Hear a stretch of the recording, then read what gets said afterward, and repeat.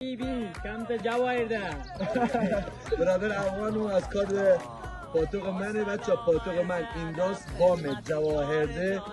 بیا بگیر میخوام که همه جای نشونتون بدم، لوکیشناشو نشونتون بدم. بهترین هتل بام در جواهرده، یعنی پیجشو حتما به نظر من از اکسپلور می از هر جا کلیپو میبینی داشته باش، چون من جای بد نمیام. حالا بریم لوکیشنای زیباش هم نشونتون بدم.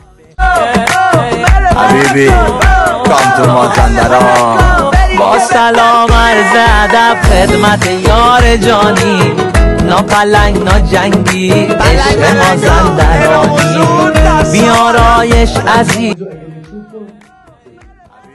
سکی هوا چطوره؟ سیستم چجوریه؟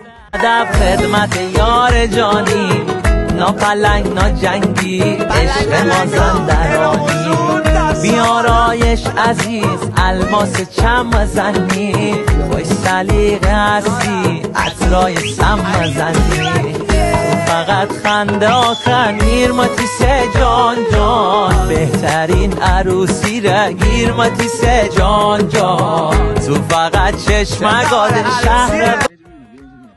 میگن کسی که میخواد بیاد جواهرده مستمر رو چجوری باید پیدا کنیم؟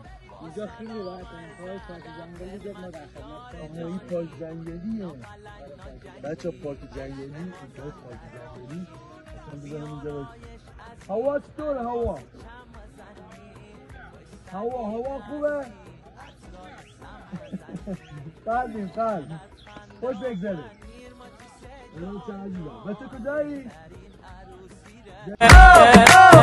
حبیبی کام تو مازندران، با سلام عرض ادب خدمت یار جانی، نا پلنگ نا جنگی عشق مازندرانی، بیارایش عزیز الماس چم مزنی. این لوکیشن دوستان اینجا باید بشینی بگی هوا چطوره؟ سیستم چجوریه؟ لذت ببر. دیگه چی بگم از این مستمع واسه